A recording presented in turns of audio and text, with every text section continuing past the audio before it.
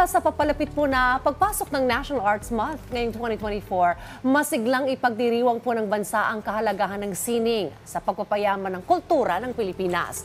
Ang National Arts Month ay pagkakataon din na ipakita ang husay ng mga Pilipino sa iba't ibang larangan ng sining tulad ng musika, literatura, pagpinta, sayaw at teatro. At kaugnay nga po niyan, para bigyan tayo ng impormasyon sa mga nakahandang programa at aktibidad ng NCCA para sa National Arts Month ngayong taon, makakausap po natin ang Commissioner ng Subcommission on the Arts at Head ng National Committee on Music ng NCCA na si Commissioner Arvin Manuel Villalon at ang Assistant Secretary ng NCCA Subcommission on the Arts at Head ng National Committee on Architecture and Allied Arts na si Architect Cathy Desiree Nadal. Magandang umaga po at welcome sa Rise and Shine. Magandang umaga. Thank you. Maraming salamat sa itong aming opportunity na mabanggit namin, masabi namin sa buong bansa mga activities for National Arts Month. Mahalaga yan dahil kapag tungkol sa ating kultura bilang isang Pilipino, dapat ito ay palagahan. Ano po ba yung tema ng National Arts Month po ngayong taon at ano po ang mahalagang mensahe nito para po sa sining at kultura ng ating pong bansa? So ngayong taon na ito, nilalaro pa rin namin yung lagi yung tagline, Ani ng Sining. No? Kasi ito yung ani ng buong taon, yung since 2023 at may iba pang taon. Pero meron kami Ani ng Sining, Bayang Malikhain. Okay. Ito ang tema ngayon. At sinasabi nito kung ano ang ating strength as a Filipino, yung pagiging malikhain, creative, no, na gumagawa tayo, lumilikha tayo. Alright. Iba-ibang Well, obra. Architect Cathy, ano po ba yung mga pangunahing programa o activities na inihanda ng National Commission for the Culture and the Arts? Ayan po, marami po kaming inihandang mga workshops, seminars, across 7 arts po yan. So from drama to architecture and allied arts, music, dance, cinema, and kulang pa na isa. Literary arts and visual arts. So lahat po ng ito, lahat po ng aming seven arts ay magde-deliver po ng different kinds of seminars, workshops, and then talakayan performances. And it will all start po in our opening ceremony in Rizal National High School. Ayan. So month-long po ito. Yes. Month-long. Actually, it's not only a month-long, it extends, no, from February, which is National Arts Month, even hanggang March, hindi magkasya ang activities. So hanggang Marso, bago mag-Holy Week. Okay. Ano po yung mga bagong aspeto na nais po ninyong i-promote po sa taong ito upang mapalawak po ang partisipasyon ng publiko sa National Arts Month? We're bringing it closer, Ms. Dayan, kasi meron kami mga partners ngayon na local government units. Talagang kami yung nagde-deliver doon. Yung aming mga flagships na binanggit ni Architect Kate ay dinadala namin. So ang mga bago dito ay mga main sites kami, like in Luzon, Calabarzon, in the Visayas, Ormoc, and then Mindanao, Zamboanga, and Coronadal. Ang isa pang meron kami na pwede siguro i-access ng mga tao, meron kaming kit. Okay. Na kahit wala sila sa mga lugar na yon, accessible siya online at pwede mong laruin yung 7 art forms. Meron kaming TikTok challenge, pwede mong i-record yung aming festival song. So, yun, pwede nilang gawin yun. Yun ang mga bago. At yun ang patuloy namin pong ginagawa. Pati yung mga activities na dati namin pang... Well, sa mga activities na ito, sa lahat ng programa na ginagawa ng NCAA, ay paano nakakatulong ito sa tagumpay ng proyekto sa ginagawa ninyong partnership sa iba pang ahensya ng gobyerno?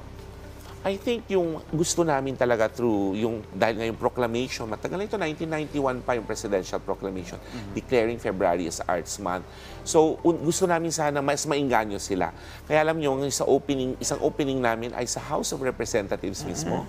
That's one national agency. Yung binanggit ko kanina, local government units.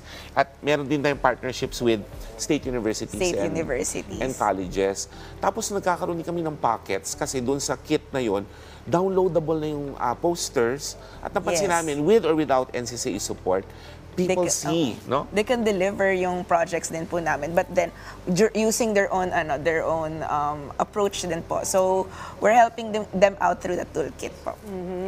Okay. So, pero usapang nga sining at kultura tayo sa bansa. With the technology that we have at saka syempre mga kabataan na rin ngayon, sa tingin niyo paano yun na-assess yung pagpapahalaga ng mga Pilipino pagdating sa sining at kultura ng Pilipinas? Kung technology yung pag-uusapan, it's actually a gift, no? Advantage yun.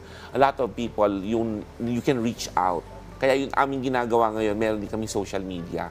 So, pero ang isang challenge din is how do you make the people rooted in our culture? Kasi kung hindi, may papasok din naman yung mga ibang, let's say, foreign culture, lalo na yun na mabilis.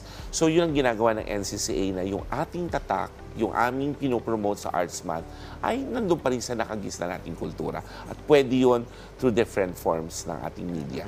Well, sa observation ka sa social media, no, yung mga kabataan ngayon, minsan hindi na masyadong inclined sa arts. Paano nyo sila ini-encourage? Lalo na kasi ang social media, more on Western culture eh. Eh ito, sabi mo nga kanina, rooted. Dapat yung tradisyon natin ang muling balikan ng ating mga kabataan.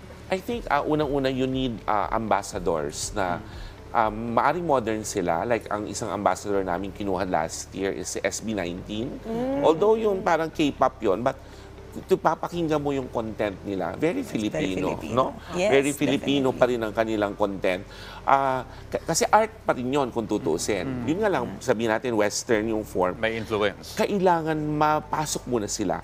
Ang rap ay sabihin mong Western, pero marami sa mga content natin ngayon ay vernacular. So pwede pa rin balikan ng mga bata. Kailangan mo lang ma-introduce at kailangan mapakita ng NCCA that may buhay kung gagamitin mo yung kultura. May identity ka. That makes you distinct all over the world. Okay. Architect Kate, isa po sa aktibidad po ninyo, ito po nga walk and sketch workshop. Yes. So tell us more about this at paano po makikibahagi ang publiko dito? Ayan naman po ay isang tie-up namin with the Pasig Art Club because one of the LGU partner po namin is Pasig.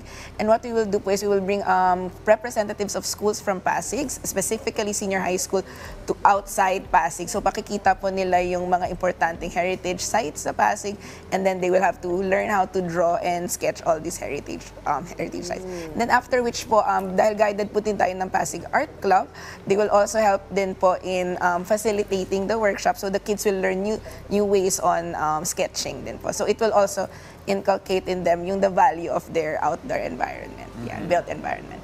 Okay. Maganda no na kasama rin sa celebration ito yung mga local government unit. Yes, Ano? Talagang mas mapapalawak natin yung partisipasyon. Now, paano po maaring makilahok ang mga individual at komunidad sa iba't ibang aktibidad na inorganisa po ng NCCA para po sa National Arts Month ngayong darating pong Pebrero? Una yung mga binanggit ko pong sites, no? Kung kayo po ay doon mismo, dahil nga ito ay open to the public for free, yung mga workshops, makisangguni lang sila dun sa mga iba't ibang sites. Pwede rin kayong bumisita sa aming Facebook at webpage din natin sa www.ncca.gov.ph at nakalatag doon yung access. They can access the kit at yung mismong calendar of activities for February and for March. Okay, so lahat ng mga gusto maging updated, doon lang sa website pupunta. O social media pages. Social media, Facebook. Meron din kaming kahapon may press con. At alam ko yung press, katulad nyo rin, pinick up din po yan at mabanggitin doon lahat ng latag ng activities. Ayan. So, suportahan po natin ang mga aktibidad po kaugnay ng National Arts Month. At Architect Kate, baka may gusto pa po kayong sabihin. Please Ayun also po, invite us. ini-invite po namin ang lahat na maaari po ninyo kami samahan at makilahok din po kayo sa National Arts Month activities from Feb to March because napakadami po. So we will extend till March. Alright, maraming salamat po sa pagbibigay sa amin ng impormasyon patungkol sa nalalapit na National Arts Month. Commissioner Arvin Manuel Villalon at Architect Cathy Desiree Nadal. Again, thank you. Ingat po tayo lagi. Salamat po at mabuhay Thank po you. kayo. Thank you.